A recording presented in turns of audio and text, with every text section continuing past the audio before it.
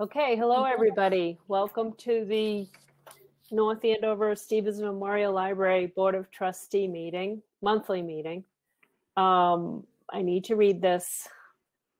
Pursuant to Governor Baker's March 12th, 2020 order suspending certain provisions of the open meeting law, GLC 3818, and the Governor's March 15th, 2020 order imposing strict limitation on the number of people they may gather in one place.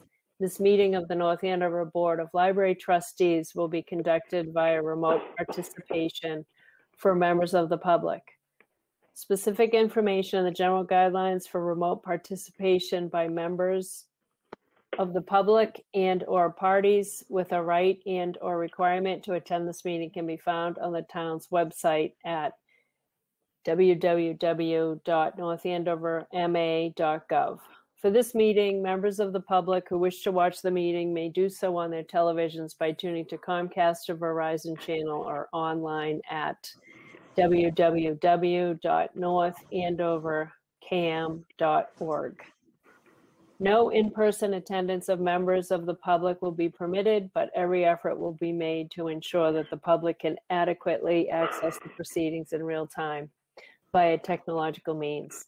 In the event that we are unable to do so, despite best efforts, we will post on the Town of North Andover website an audio or video recording, transcript, or other comprehensive record of proceedings as soon as possible after the meeting. Oh, so I'll call the meeting to order at 5:03 p.m. and do a roll call. So Ann Kavanaugh, myself, is here. Mary DeShaw. Here. Bill Duffy. Here. Eva Homery. Here. Stan Limpert. Here. Mark Rogers. Here. Earl Svensson. No. Okay. Kathleen Keenan. Here. Cindy Mazza. Here. And Dee Casey. I am here. Okay. All right. We're going to try to be very efficient. We have to be done by 6:30 because there's another meeting that starts at 7 on the TV channel. Cindy, was there any public comment? No, there was no public comment. Okay. The only correspondence I have is that the town meeting email you probably all saw that Kathleen forwarded to us, that it's June 15th at 6 o'clock outside on the football field. Okay, so we'll go right into reports, but we want to take something out of order so that the vote for our new endowment funds investment policy, because some people need to leave. So, although Earl's not on yet. Do you think we need to wait for him, Kathleen? We have a quorum. Yeah, and he's weighed in on it before. Okay, so do you want to talk about it, Mark, or? Yeah, just briefly. So okay. the existing investment policy was really quite sound, but we as a board of trustees had made some alterations in the way that we felt was best to invest. And so the document needed minor updates. And so there was a version circulated with the changes and then another version without, with all the changes accepted. We've heard no feedback to make any additional changes past the first round. And so the last document that went out is the one that we're voting on. And if I just call attention to a couple of things on the last page, second to last page 2, there are asset classes, and that was where most of the substantive changes were made. So there's a U.S. equity class with policy target, and global ex-U.S. equity with a policy target, emerging markets equity, real assets, and fixed income asset classes with different policy targets. And in fact, we gave ourselves the leeway to have a range of targets based on market conditions. So those are all baked into the document and updated based on the way that we had voted on. So that's really it.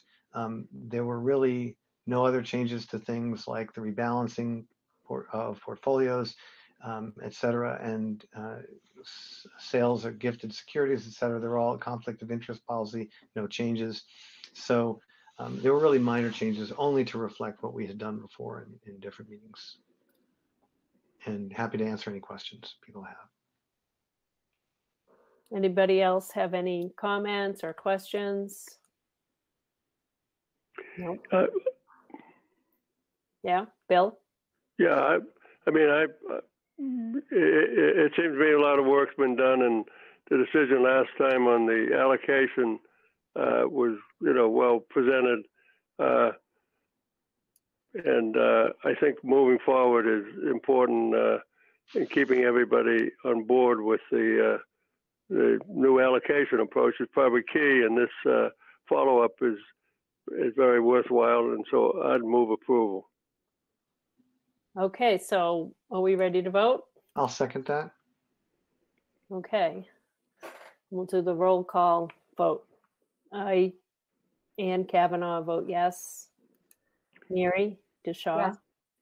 Bill Duffy? Yes. Eva Homrey? Yes. Stan Limpert? Yes. Mark Rogers? Yes. And Earl, are you here? No. Okay. Thank you. All right. Thanks, Mark. All right. Now we will move into the regular part. We'll go back in order now. So we are still working off of our action logs and motion logs, but we don't really have anything new on that. So anything that's we're going to cover today, at least, is going to be on the agenda below. So that's really all I have. So Kathleen, I'll hand it over to you. We have, one staffing change. We've been able to hire and have accepted a person who's accepted. So we'll have a library department assistant. The second person will be starting next Tuesday.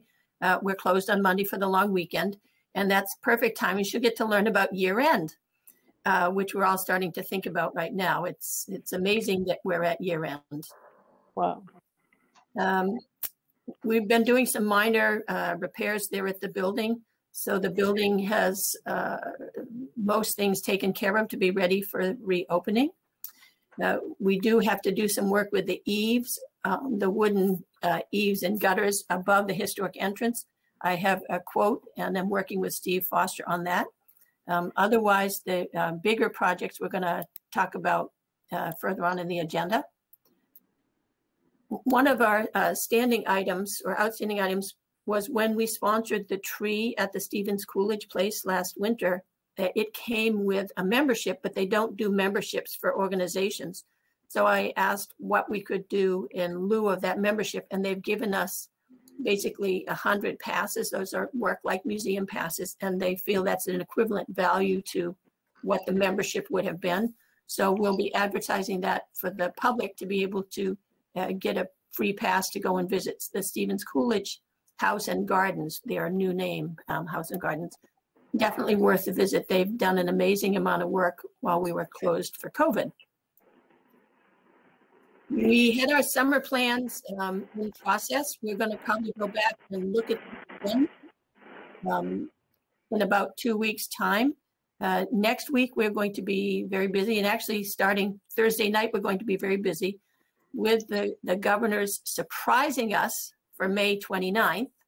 The library will be fully open on Tuesday, June 2nd. We will be operating on our summer schedule, so we'll be there Monday through Friday. It's about 60 hours a week. So there will be no appointments, no need to arrange to come ahead of time. It's like the door will be open, you can come in. We are starting Thursday evening after we finish our last appointments and visits are on Thursday afternoon. So Thursday night, we will start moving furniture back in place. We will be spacing things out still to maintain some kind of distance for people. It won't be maybe so crowded as before, because we were, to be honest, a little bit crowded. We had a lot of furniture in some places. We will be keeping the plexiglass up. We will be maintaining the cleaning routines that we've been using, the extra cleaning for COVID. We will have lots of supplies. We're very fortunate. We have lots of gloves, lots of masks, lots of sanitizers and cleaning wipes. All of which will be available both to the staff and to the public. Under the governor's announcement, masks are not required.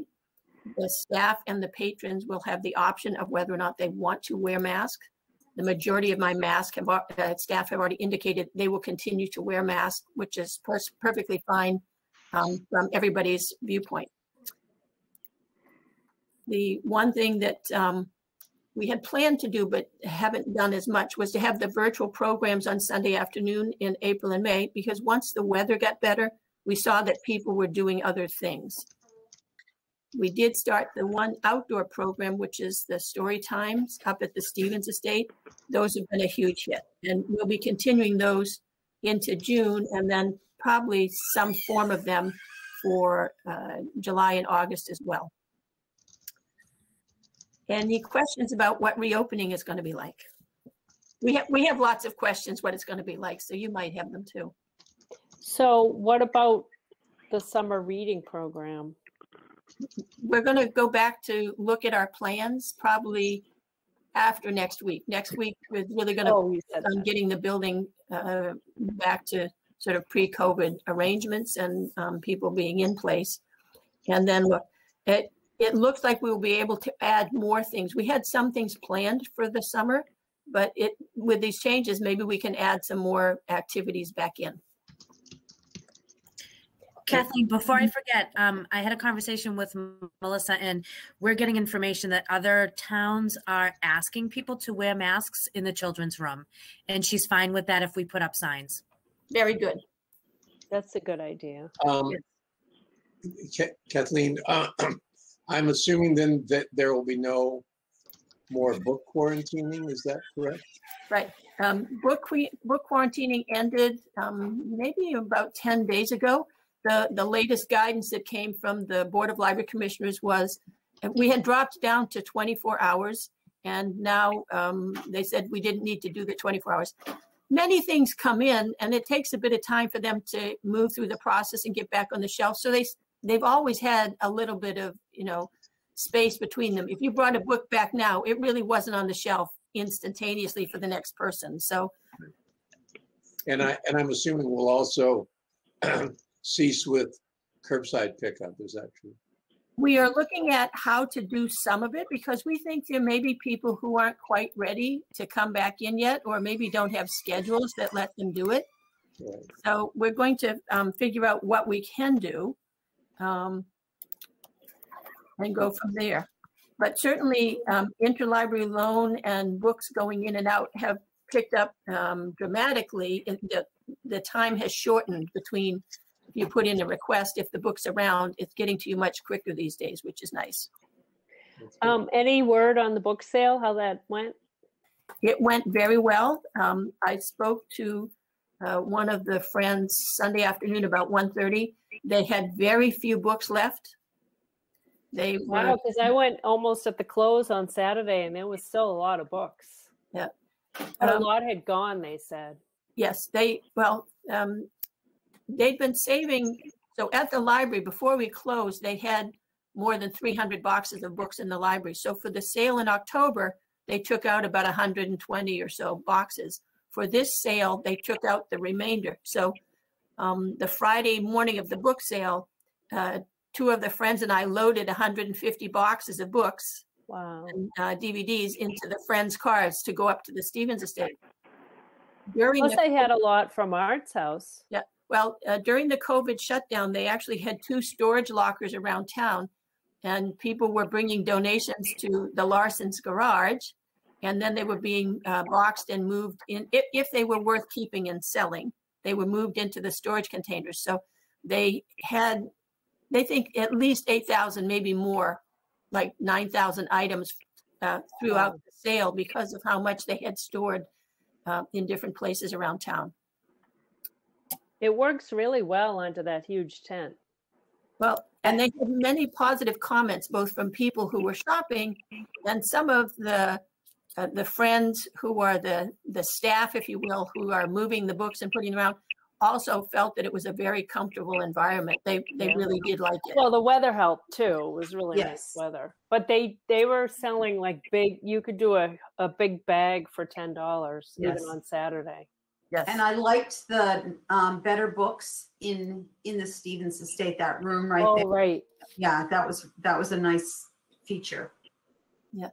Yeah, that's partly because of the COVID changes. So last October, it wasn't really possible to do the better books. And Mhm. so this time it was. I think the friends may have a real interest in continuing to do them up there. Even if Yeah. it's, if the springtime one, for instance, where you've got better chances of good weather, for instance. Well, it also seems much less claustrophobic when you do it. Yeah. So much is crammed in our conference room for the sale. It's a little tough. So I think it's a much nicer venue to be able to walk around. It allows for a lot more people. But I do think, unfortunately, you don't have the drop-ins, the people who stopped in the library and then say, "Oh yeah, the book sale." That's true. You don't get that. You have to be deliberate in going to the Stevens Estate. Yeah, they do advertise very heavily. So there's an online site that goes really all over the United States where everybody advertises. And so they start their advertising early there. So they're doing almost a save the date. So people like dealers see it much sooner even. And then as we get closer to the date, the amount of advertising in town itself goes up a lot. So Yeah. it was very busy. The lawn signs work well. Yeah, I went up Friday about 5:30 and it was extremely busy. Mhm.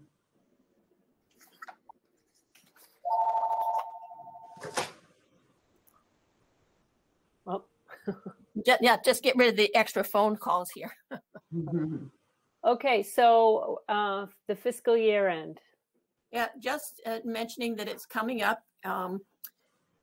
In the next 30 days, we'll be looking at everything and trying to get things wrapped up in a nice, clean manner so that it makes the bookkeeping very easy to report back. I think we've done very well. And we've been very fortunate because we were able to keep staff working. We've been able to keep spending our funds as things got a bit more open. We've been really actively buying books and DVDs and things like that. So our collection hasn't suffered, even though, COVID changed some circumstances. It didn't impact what we were buying and having for the patrons. That's good. Did it shift toward the electronic? We did in the very beginning, in the early months. So last, in April and May and June last year, all of the libraries were shifting more funds there. And as the year went on, when libraries had an opportunity, we would send some additional funds. Okay. Is that it for your stuff? That's it. Yeah. So if you'd like to. Okay. So Earl is still not here, but everyone got his treasurer report. So does anybody have any comments about that? Or we'll put that off and see if he shows up. Otherwise, we'll talk about it later. Okay, let's move on to committee reports then. Anything, Mark, do you have anything new about investments? No, just a note that I'll be working up the next purchase tranche. Okay. I'll finish the work up this month and probably trade early next. And this is just to remind everybody, we're shifting out of bonds as part of the balance, 1/6 of the difference between our current balance and the 80-20 balance we voted on. So we're doing it over 6 quarters. Wow. Okay. That sounds good. All right. Long range planning. That's me. I am still working on that huge action chart. I'm kind of recombining it. to put it back in in the order of goals. So I'm just looking over there. I have this big spreadsheet printed out, but the other thing is I realized that we had said that we'll start on the next long range plan in August. So that's coming right up. So I'll work on that timeline and get that done for probably July 1st for the beginning of the fiscal year. And that's all I have for that. So building committee. So for the building committee, I'm happy to report there's been a lot of progress this month, as you probably saw from all of Kathleen's emails that she sent out with all kinds of good stuff. Yes. So we're really excited about the progress that has been made. So Kathleen, would you like to talk about it, or would you like me to? You can go ahead. We have specific items below that we're going to need to talk about. So if you'd like to do a general introduction, that's perfect. Sure. So there have been some good things happening. You would have seen Kathleen's email about the historic entrance and our discussion with Waterfield, our meeting that we had. We feel like there's some really good progress in that direction. I'll let Kathleen talk about the chimney and roof repair status. Public bathrooms, we've gotten some traction on that, so you would have seen that email too. And then the North Lawn project, which is something that's new, but it's related to the historic steps. So we'll be talking about that. Okay, that sounds good. Mm-hmm. Okay, so the only other thing before we jump into those things is, Mary, do you have anything new on the 501c3? Just that I'm going to be meeting with Brad via Zoom this Tuesday coming. Okay. Just to discuss. I just wanted to touch base. Dan, thank you so much for getting back to me. It kind of gives us a little bit of a leg up, knowing that the town is amenable to this, so it's all good. Okay, great. All right, good to know. So we can go right into 6C under old business, the historic entrance project. And Kathleen sent out that email and document.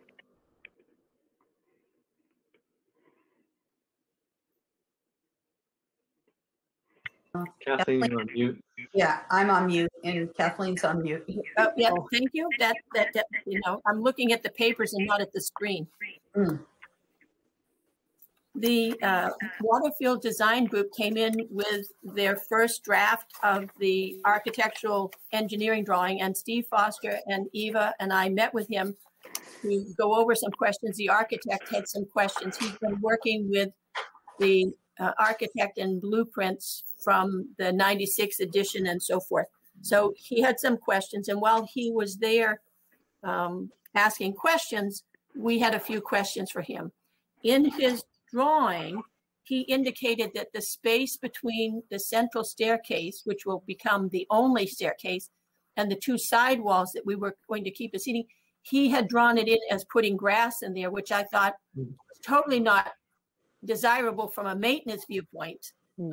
And if you have people sitting there and using the half walls as benches, which is what we're designed, it would be a constant problem. We had thought of some kind of solid surface in there. We had been thinking to extend the brick and monitor or match what we had, mirror what we had in the walkway.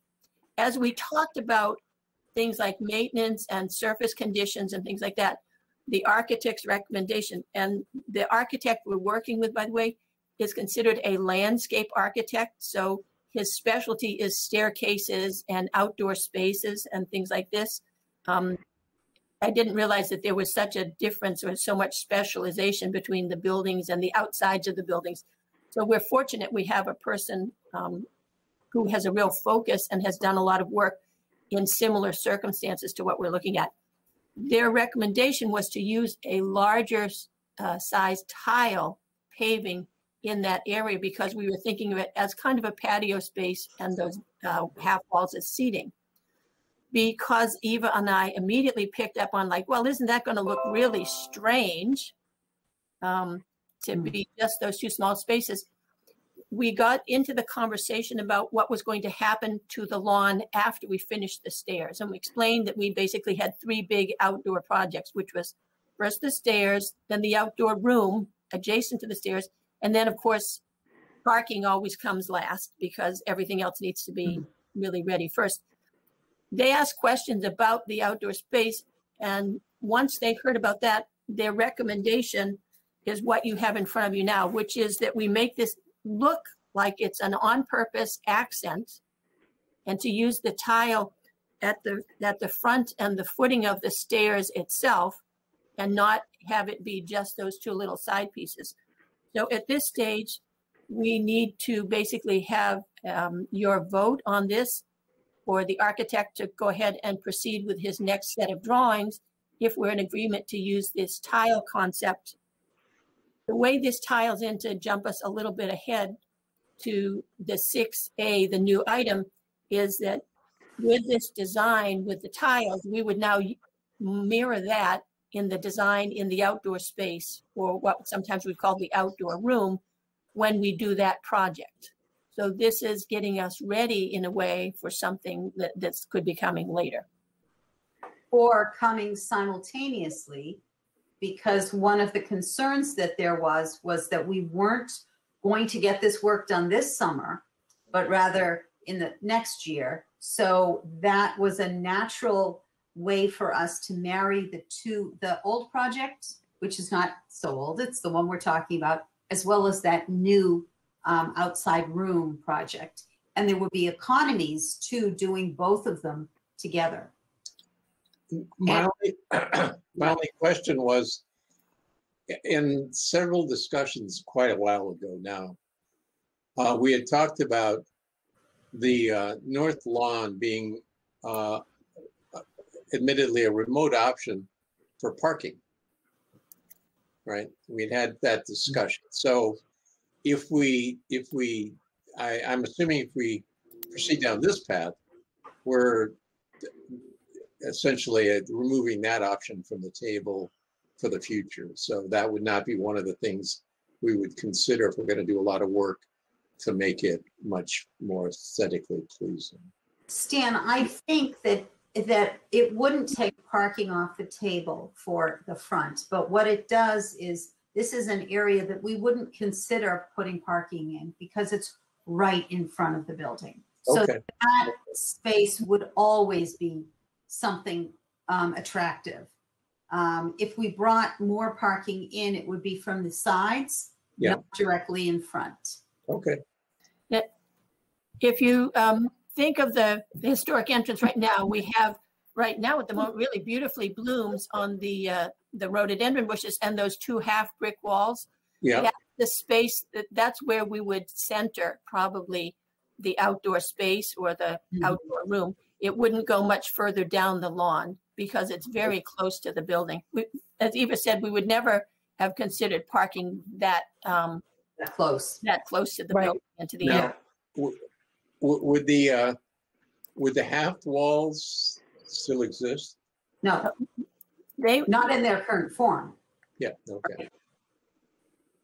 Yeah. So those 2 side walls, those could be seating. Yes. What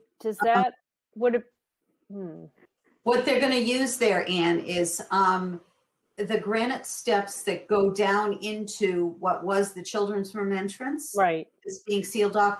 Those are granite steps. They're going to take those granite steps and create capstones, and that will be seating. So okay, that's cool. Granite. I was just thinking there'd be like room for like little. Well, I guess if we do an outdoor room, there'd be like tables and chairs or something. Because I'm like, ooh, it's not very comfortable sitting on a granite bench, but I could see lots of kids sitting there. Right. Yeah. Right. And they jumping off, and they do little kids walking along. It's also a good place for outdoor phone calls. Yeah. Yeah. Yes. or waiting for a ride or something. It's nice and shady. How wide is that space that between the stairs and the granite bench? About, would you say, like 4 feet? 4 feet, maybe a little wider, maybe a little bit. We don't have that dimension I here. wonder if it could, if it could kind of, it just seems, if the granite could kind of wrap along the wall too, so that you could sit on that bench and lean against the wall, the building. You know what I mean? Interesting. No, you mean to have it on the opposite side, so. At the ends of those two sides. The two sides. Against the building, if there could be a bench there too, so that, you know, it's a little more comfortable for leaning. We could ask, that might have some structural. I have a procedural question. Sure. Ann? Mark? Oh, Mark. Go ahead, Mark. Oh, yeah. What is the meaning of any vote that we would have here? Is it just a recommendation to go forward because it's the sense of the group, or are we committing to anything funding, or what is the procedure here? So the design work is already funded. So what we would like the architect to do is to come up with his final drawing so we could have construction bid documents created to go out to bid. Whatever. So we've only seen one draft. So this gives them information to work on the next to the last draft, if you will. So the next to the last draft is the one where we would bring in the full draft and possibly even have the architect join us in a meeting so you could see and pick, and that would sort of be the final stage, that's the pick of design that would then go out for a construction bid. So this is an interim step. We still would have time and an opportunity to say, we like that, no, we don't like that. Yeah. We just wanted to make sure that you saw what we were thinking and what we were discussing so that you could say, yeah, we like that, go forward.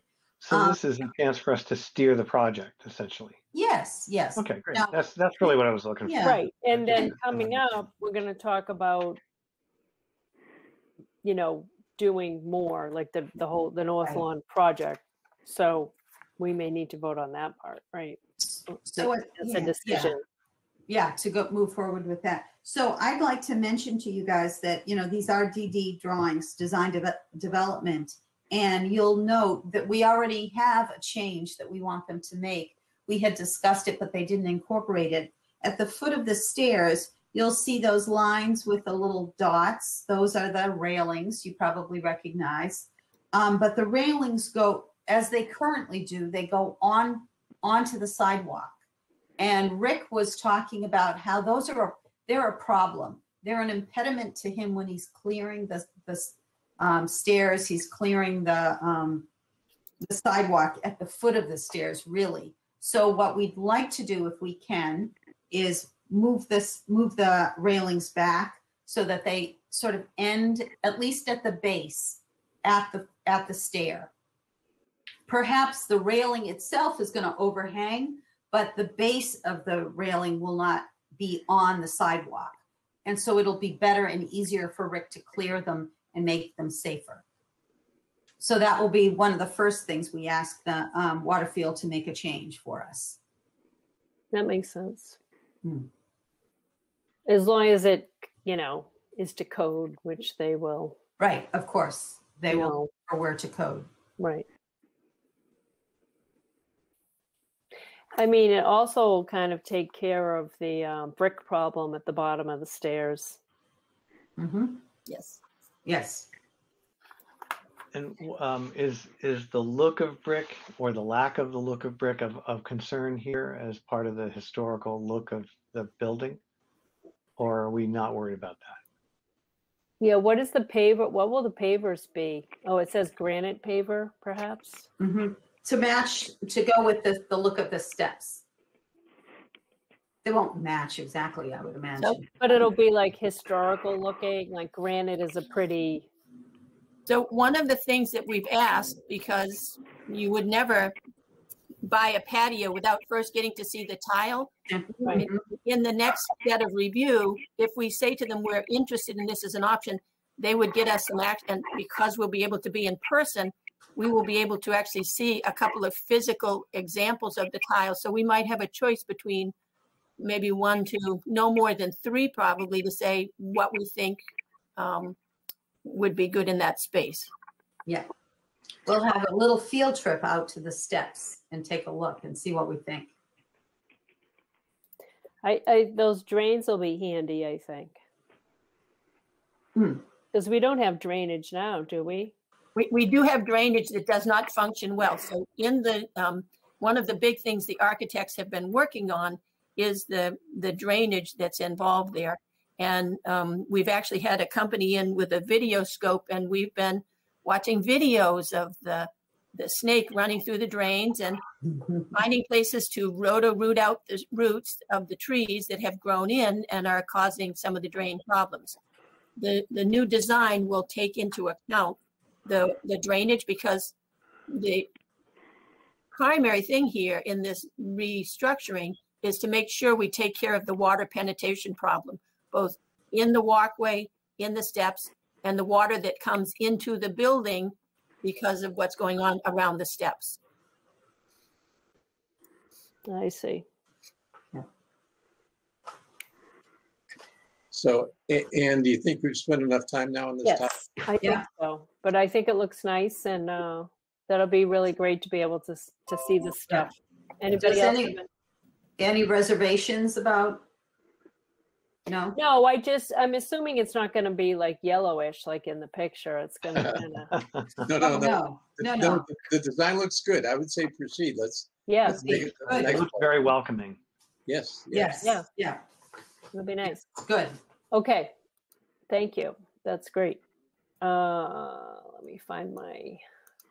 Okay, so now the chimney roof repair update. So, 2 things. We had hoped to be able to compare the prices between redoing the clay tile the way it is today, or going with the standing seam copper roof. The company who was going to do the repairs for us on the clay tile do not do entire new roofs. They only do repairs. So we do not have in our town pool of contractors, people who do clay tile roofs from scratch. So I was not able to get a quote for what that would look like. I was able to get a quote for the work on using the copper roofs, and the quote comes in at $5,800. I talked to Steve Foster today. He was over for some other things at the building, and we think we're fine to put this off until July, when I've asked him to help us with the funds for this. And in the new year, we think that's a possibility. So I can still try to find a contractor who does clay tile roofs and get us a quote. We do not need to make a decision right now. There's no timing that's pressing on us to do that. Kathleen, do you have a sense of the different longevities of each of the options? Clay tiles, in theory, last 100 years, but they don't like New England weather. So when I read on, so I've been out looking, actually trying to find a company who specializes in clay tile. And, you know, they talk about this, but we have the experience of living with clay tile here in North Andover, and we know that it suffers in this climate. You don't see a lot of it around here either. Yeah, but that's a good question. Probably why.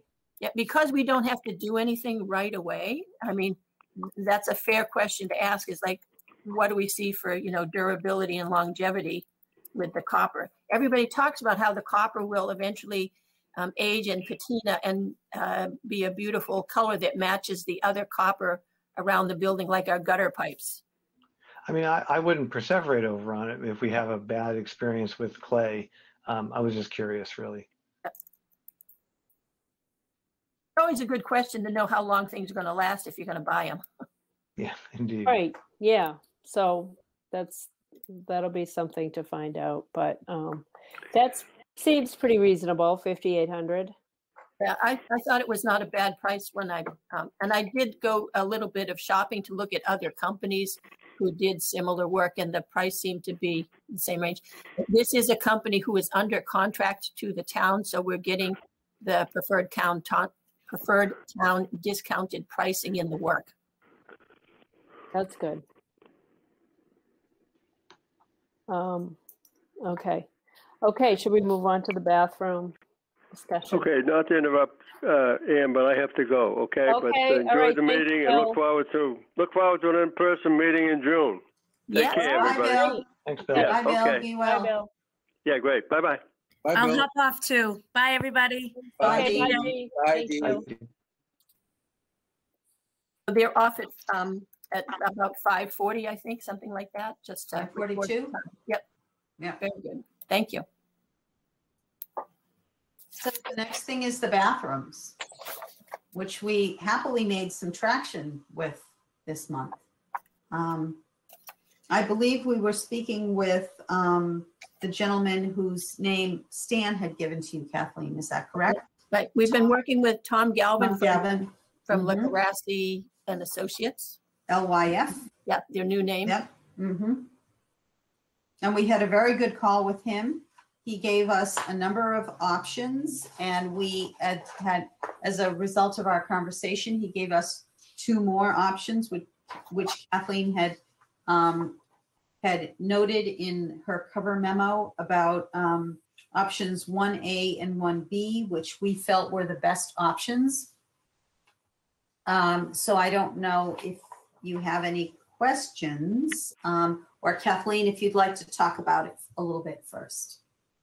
Again, this is an instance where we have already approved the work, and the designer, the architect, is coming back basically for, and I think Mark said it before, a chance to sort of steer the direction of the work, because the next stage would be them completing the final version of the drawing that we would use to go out and get estimates for the cost. So for the public bathrooms to make this kind of significant change, it would be a large project. And our timing on this is to get all of this information in very solid form, and we will use it to submit it in October. So usually October 1st is when we put in a capital improvement request. So for this project, I've been thinking and talking to Eva about this, that the trustees are helping to fund this initial design work, but when it comes time for the actual construction cost, we will be going to the town for this as an infrastructure development, and would be appropriate to put into community capital improvement. We would not be able to put it in, however, to community preservation, which occurs in February, because we're not doing historic bathroom restoration. But I believe that we have a good opportunity to present it to the capital improvement. The way capital improvement works, and Stan and Mark may be better able to speak to this, typically the town has a 5-year plan for capital improvement. So by getting in the queue, we would know that we were going to be able to do it, even if we weren't able to do it, for instance, in fiscal year 23. It would get us in a position and ready to ask for that. Yeah, that's certainly my recollection of how the process works. Yeah. So that would give us. Go ahead. I'm sorry, Ann. Well, I mean, at first I said I liked 1B because the accessible bathroom, you're kind of a straight on shot, you know, to go turn the corners and stuff. Mm-hmm. And Kathleen pointed out, usually people go to the first bathroom they see, so that could be bad to. Yeah, that was our discussion with Tom, and I had asked him to put one of the accessible bathrooms right there so that the person who was in a wheelchair or the mother with 3 little children that she was dragging along would see it and go right in there instead of having to go down the hall as in option 1A. Right. But then we did have that exact same conversation, Ann, about how people go directly into the one right in front of them. So people who don't, in fact, need that accessible room would be using it. I also liked number 3, but Kathleen says that's the most expensive. The problem is if I put myself in a wheelchair, the number 3 option would be the best, my preferred option. Yeah, so the difficulty with number 3 is it requires relocating the room, the door and the entrance to the elevator room. It requires also to relocate all of the electrical paneling for the elevator that's in that room. So where they would move the door, so in option 3, where they show the door, that's where the electrical panels for controlling the elevator are right now. And that really was the only hindrance to that one in my mind, was that is a much more expensive proposition. Oh, yeah, Yeah. good point. Yeah. How much more expensive? We don't have We don't pricing know. on this yet, Yeah. but Yeah. we know it would change. It would probably change people's perception of the project, that, you know, now, because now we're going in and we're moving sheetrock walls. The lovely news is that the tie-in to the sewer for the these bathrooms is not a significant amount of work. That was actually my concern, that we wouldn't be able to afford this, or it wouldn't look like a good opportunity because of the sewer work, which is under the building. And so the sewer turns out not to be the problem. It was more about where the electrical panels and things are related to the elevator machinery. But we could always ask if they can give us a sense of what's the difference between them. Well, I mean, guess. I just thinking I'm again, if I were putting myself in a wheelchair, option 1B is better than all of this except for 3. Yeah. Well, and now Kathleen is saying, you know, in order to get a price mark, we're still in the design development phase. Yeah. We're talking with the architects. We're not talking with contractors. Yeah. So, you know, unless they have an estimator who can easily tell us what today this would cost, you know, it's hard. They can tell us what the scope of work, what would be increased, like the movement of the electrical, et cetera, but it will be hard to get a cost. Okay. I mean, it's a pretty wide hallway, though, 4 to 5 feet. Mm-hmm. So, Kathleen, is there a minimum requirement of how many bathrooms we have to have? This is one of the things, and why we went, you know, to an architectural firm, for them to be checking building code. And this actually mirrors how many, what do they call them? Appliances. Appliances, yeah. Appliances. So for the code, based on the architect, Tom Galvin, he checked for us, we would meet the code requirement for the building with this particular layout. That was my first concern, was that we might not have enough space in what the existing bathrooms are in to put in a significant number of individual toilets. And so that was my first question, and he went and checked building code. In addition to these bathrooms, of course, we have 2 basically half bathrooms that are designated for the staff. So the number of appliances in the building is total based on that, as well as what's here available for the public. I was just wondering, like option 3, we like that one for access, handicap access. Do we need toilet 6? And would that help with the panel? But if we need to have that many, then that you know, that, I think it's TLP 6. Would that would that prevent having to use the have the wiring all moved and so forth? Right. I think that we would not be able to give up one of the bathrooms if we reduce the number. No. Yeah, we can't reduce. Okay. Why do they not have a 3 on this, on layout 3? Why is there not why do they skip 3 and go 4, 5, 6?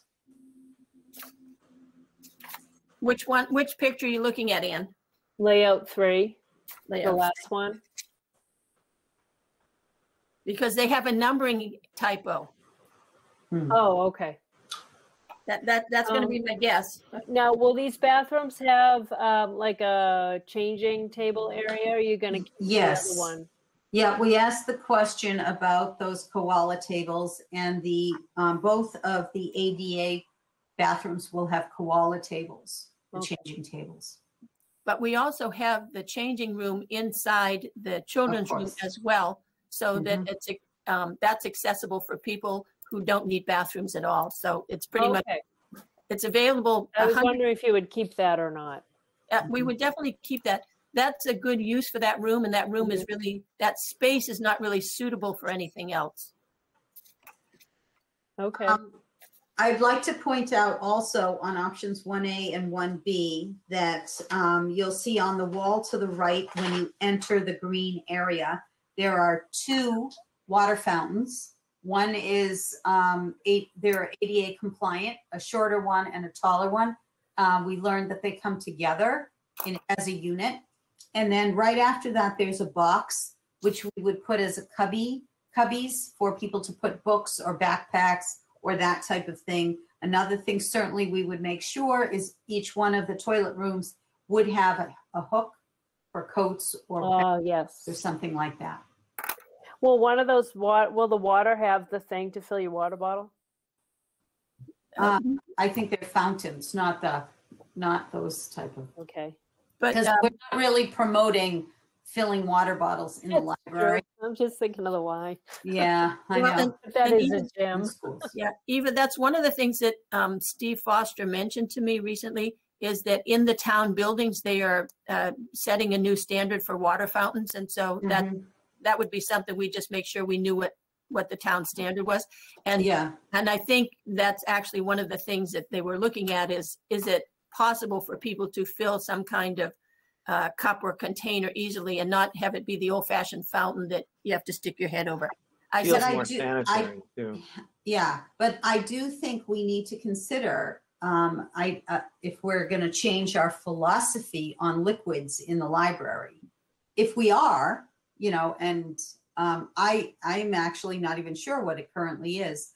Do you allow people to walk around with their cups of coffee and things like that with no problem? We have a very relaxed atmosphere when it comes to drink. We ask that they have them in closed containers, especially if you buy the computers. And obviously we ask them to clean up after themselves. We do let people have like a snack item or something like that. We do not let people bring in takeaway meals. Like order pizza for the library, Yeah. But I've had people who've, been to like the local Chinese restaurant and they've got the styrofoam container with a full meal there. And so we do draw the line at bringing in an entire entree. Yeah. Partly because it smells, but also because it ends up leaving grease on the tables for the next patron. And we don't have wait staff to go and clean the tables when people leave. Yeah, really. A granola bar or maybe a cookie or something or other, a closed container.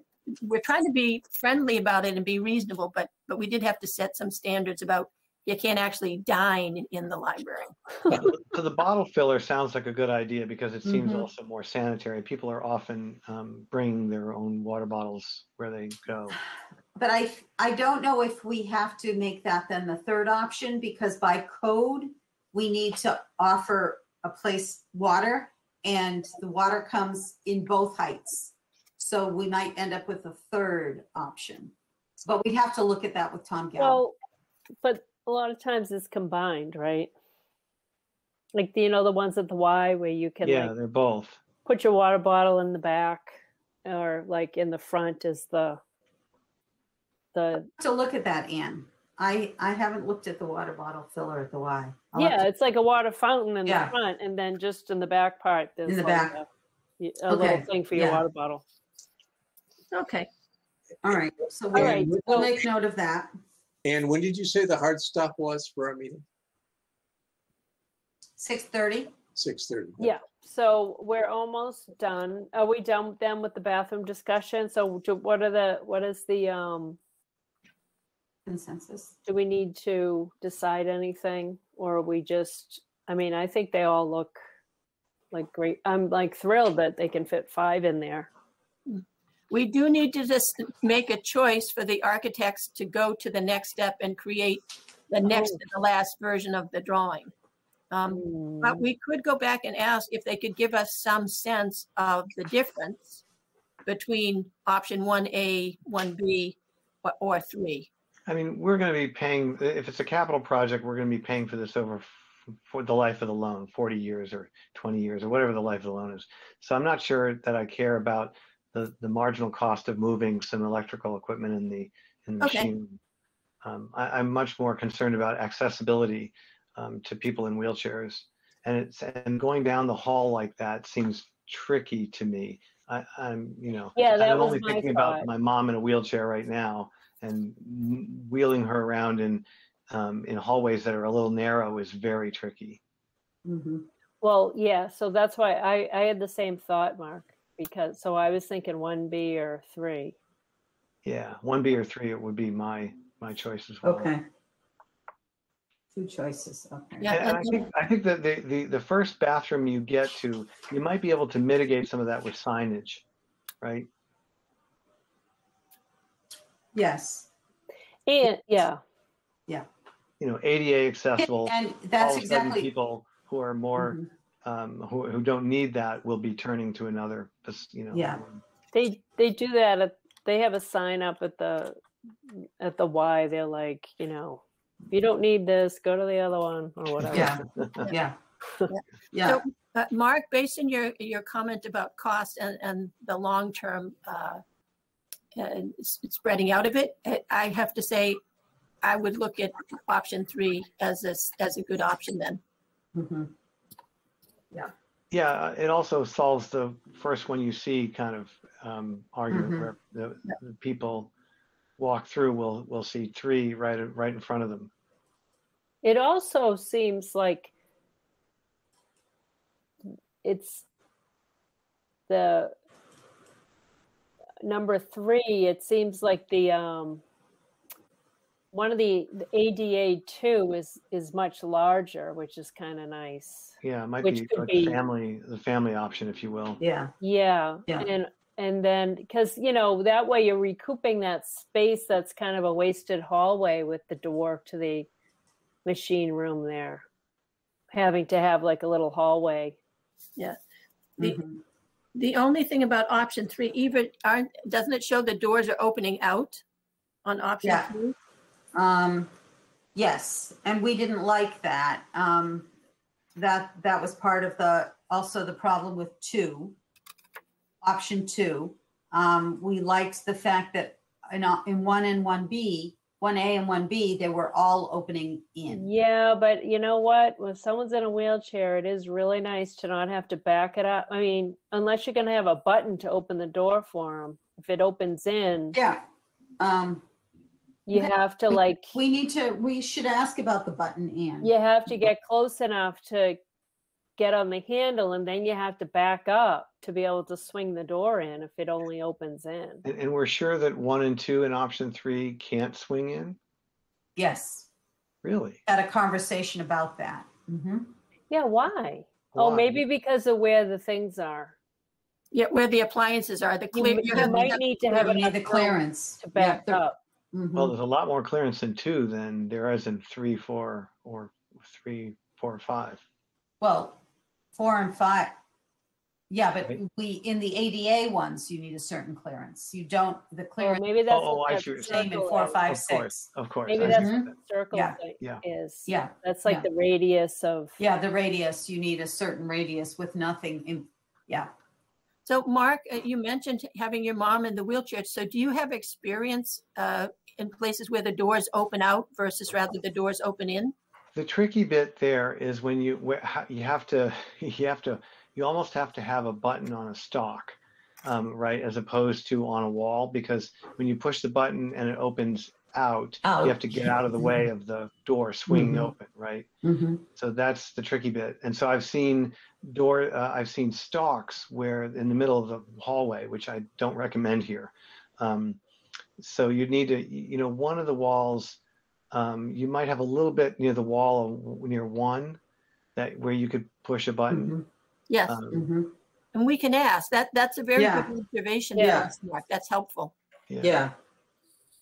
So if he feels that he can locate something like that, like a sock for the button and not have it flush to the walls, then it sounds like number 3 is a good option for us. I mean, he must deal with this stuff a lot.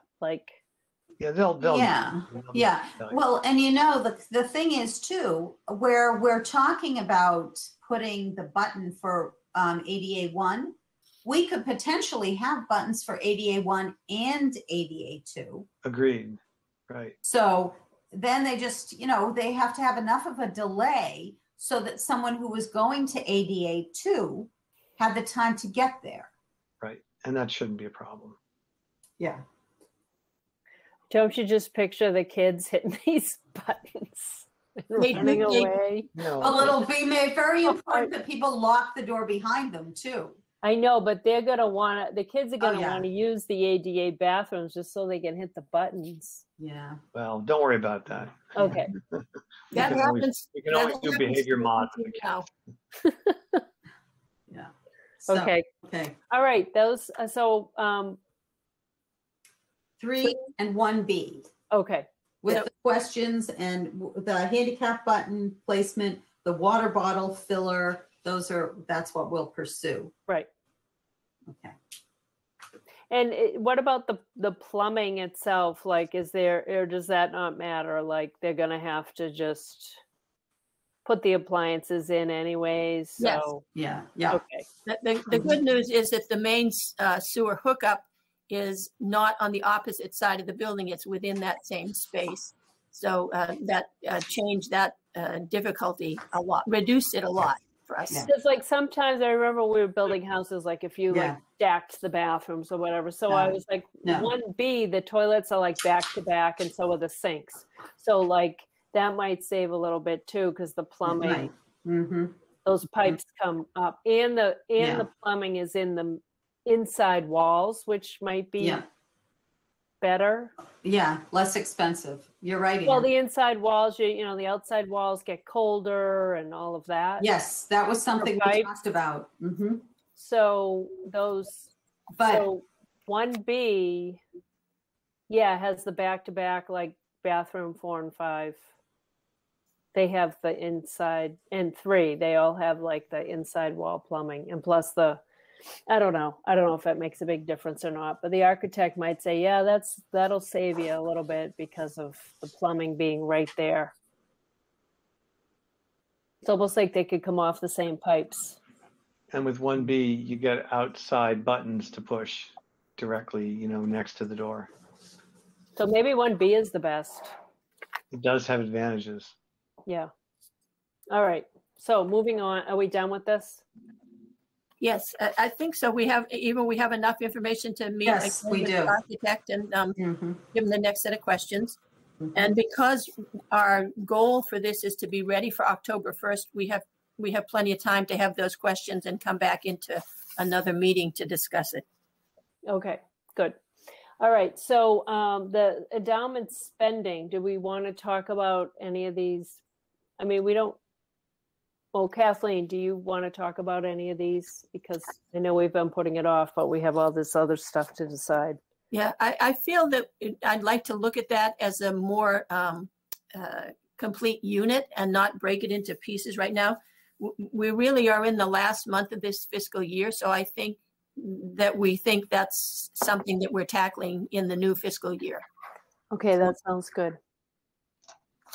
All right. So I think we're almost done then.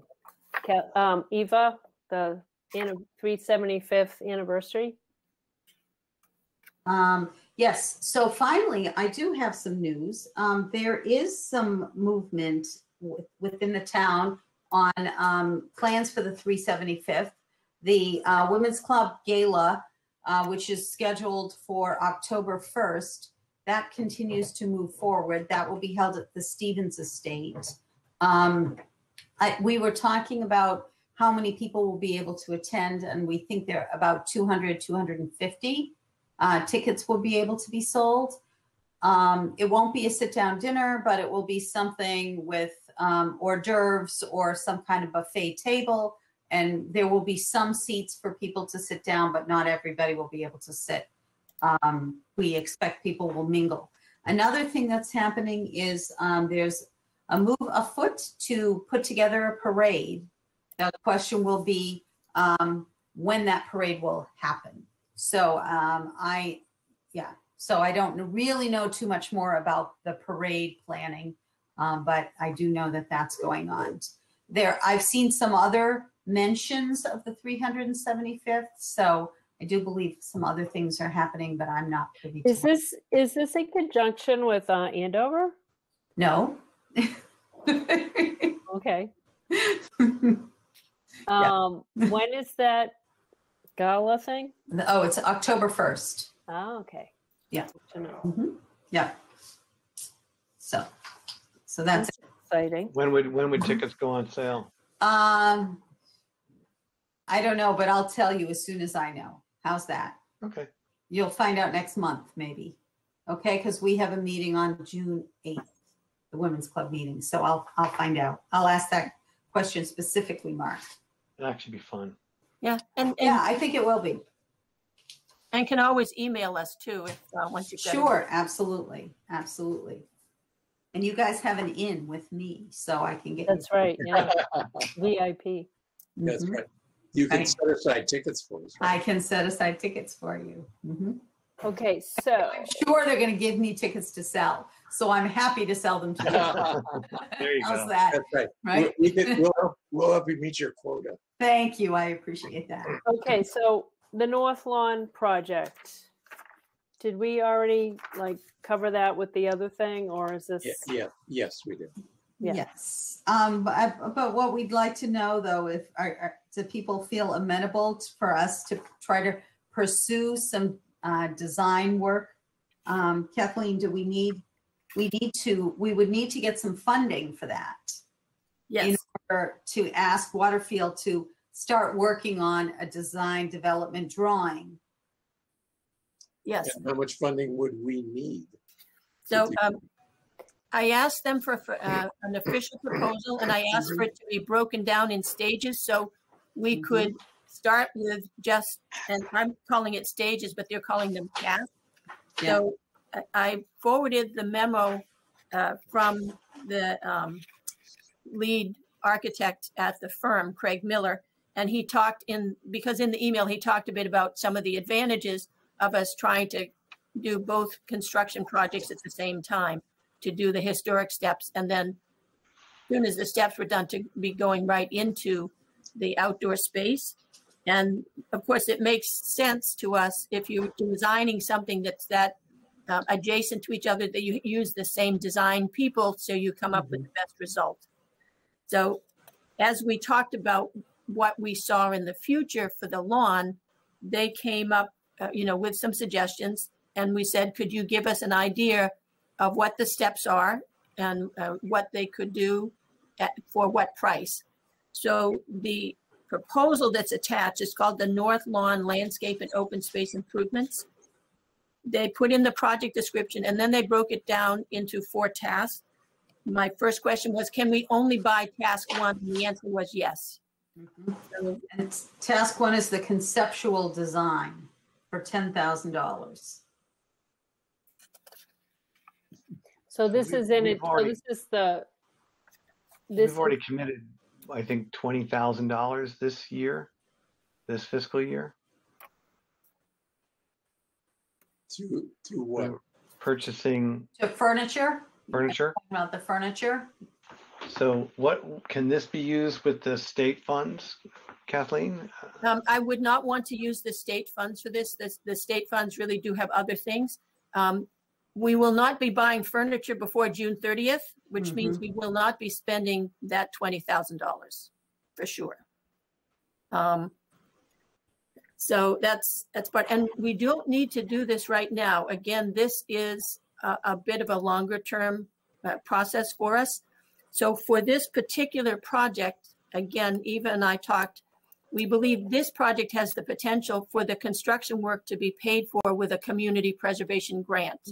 So that we would look at, we're funding the design work, but then we would be looking for someone else for the actual construction and implementation costs.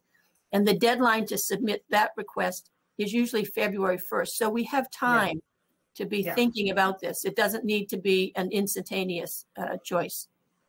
But they could also fund the design work too. It would be, I've seen them do that before. But then we have the design work and we have to wait a full year, and we want the construction work to be done in conjunction with the stairs. You don't think they can be done simultaneously? I mean, or within the same fiscal year? That's actually the goal. Yeah, yes, we want them to be done So simultaneously. you're concerned that the Community Preservation Fund would not fund both the design and the construction? To go into a community preservation grant, they would ask us for a reasonably solid estimate of the cost, and we would not have that to put in with the grant. Without a design, we can't get the construction cost. So then you're concerned you'd have to wait 2 cycles, one for design, one for construction. Yeah, I understand. yes, and then, yeah. So, but would the construction of the stairs, when are we realistically thinking that would start? We think next year. Weren't we hoping to get it done like this fall, or is that not realistic? It's not realistic. One of the things that's been very helpful to have Steve Foster in these meetings with the architects, with Eva and I. And Steve has been educating us on the cost of building materials at the moment. So even if we could get a company who would bid to do the work, let's say later this summer or early fall, the price would be significantly higher because of the materials cost. Yeah, I heard that. Yeah. Is that a year from now, crazy. that the, next spring, next summer, the cost of building materials, first off, the building materials will be more readily available, which means that the prices will go down. So Steve's recommendation for timing is we think that the historic stairs will be done maybe next spring, maybe next summer. Yeah. And it's so that it would be nice to have this ready to go with the stairs, like right after the stairs are done, so that it can be all finished. In conjunction, because there will be economies. Right. Stairs and. So is this something that we should all like really study, this work proposal that came with that email? Yeah. What email was it? It was agenda item 6A North Lawn project. Like if everyone looks, is it time enough our next meeting if everyone really looks this over? Yes. Yes. I think that's plenty of, And that's my recommendation. Like everybody should, and maybe we could send it out again and state that to everybody, like, and explaining. I know it's in here, but and I know you already did explain it actually in the email, but it's okay to state it again. Yeah. Yeah, it'd be good to get a read from Earl on the budget idea, because we are limited to this. Have to go into unrestricted funds, and we have, we obviously have limits on the amount of unrestricted funds that we can deck against a fiscal year. And so I just don't have it in my head how much it is, but we should get. Yeah. So you mean if we're doing the 20,000 on the? I mean, we'll be doing the furniture next year for sure, right? We would hope so. We already set aside the money for this year, so we can still spend it next year, but it was allocated for this year. Is that right? Right. But I would hope that we would be getting the furniture before a year from now. Oh, sure. Absolutely. Yeah. So I think anything we vote on in this proposal would be in addition to the furniture, whether we've spent it this year or not. We will be spending it. We're looking for it for the next fiscal year. We're looking for that $10,000 for next fiscal year. So. Okay, because there's it is broken into pieces. So if everyone that'll be on our action list. Right. We're looking for task 1. That's what we're looking for for the board to fund. Oh, and then the rest of the stuff would be done by hopefully CPA. Yeah. Okay. All right. That sounds reasonable. Anything else on that? Anybody? Just that I think is it 350,000 that we had for the project for the stairs? Yes. Okay, and their guesstimate for the stairs completion total all in is it exceeds 350 or it's under? We're planning on it being under because that's how much money we have. Yeah. Okay. So is the scope of work not something that could be accommodated by that delta between the cost of the stairs and what we got given to us? The grant is very specific for what the funds can be used for, so we would not be able to use the funds from the existing grant to design a different project. Gotcha. Okay. Yeah, that makes sense. On Okay, the so law, this- it's not yeah, a different so- project. I'm sorry, it's a stairs project, so it's not a different project. Well, I mean, but then we're talking about doing stuff to the lawn. I mean, Yeah, it's the lawn project. It's an extension of the stairs, but it's not part of the original scope. So how likely are we to get a new grant, though, to cover this new project? The architects who met with us, the lead architect, Craig Miller, has a great presentation and talks about even before COVID, people are looking for more outdoor spaces, more ways to have community spaces. And honestly, I'd stand him in front of anybody and have him give the pitch about why this is a good idea, because he just brought up points that we hadn't even thought about. And, you know, he said, just imagine what it would have been like during COVID if you'd had a great outdoor space here on this lawn when the building was closed, but there were people there. One of the things that we are looking into right now is expanding our Wi-Fi coverage so that people outside the building will have very good coverage. And we may do that, but we probably will do that regardless of what we do in other ways. But it just adds to the whole presence there, that space would be even more usable by people. Oh, Right. definitely. And then people don't have to sit in their cars to use the Wi-Fi. They can come sit out, you know. Yeah. No, I don't doubt that this isn't a great idea. I'm just thinking logistically, you've got a bunch of other libraries that are ahead of you. Oh, no, this is, but this would be through the town CPA yeah, this is money. CPA money. Okay. I think It's all through the that's town. definitely the type of project they like to fund. Okay. Yeah. I think there'd be a good chance at that. Because it's an open space kind of thing. It's a little different than the traditional we're buying land to keep it open, but yeah. I got it.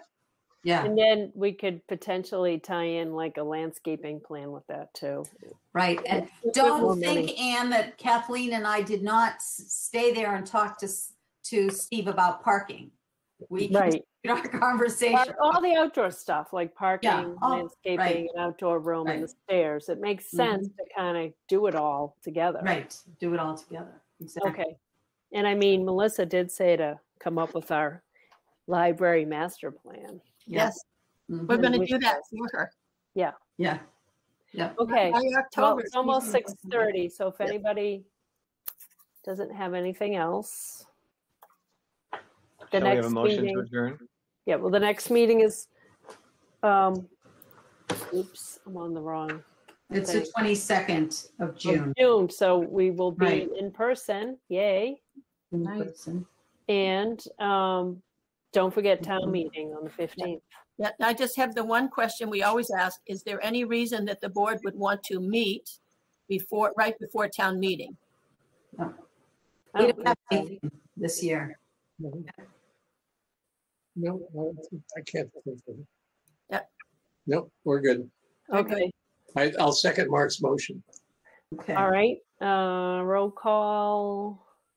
I vote yes. Ann Kavanaugh. Mary? Yes. Eva? Yes. Stan? Yes. Mark? Yes. Okay, we're adjourned at 6:20. Thank you. Thank you. Have a nice Memorial Day weekend, everyone. Oh, yeah. You too. Good luck, Kathleen, with moving all the furniture back in. Yikes. Yeah. Check out the flags on the commons. They're awesome. Yes. I have, Yes, yeah. absolutely. It looks beautiful. We flew one for Jack Graham. The Improvement Society flew one for Jack Graham. Oh, that's nice. Oh, nice. Yeah, it's good. Yeah. So anyway, okay. All right. Excellent. Bye, everyone. Thank you. guys. Thank you very much. This was very productive. Thank you. Yes. Okay. Okay. Take Bye. care, Kathleen.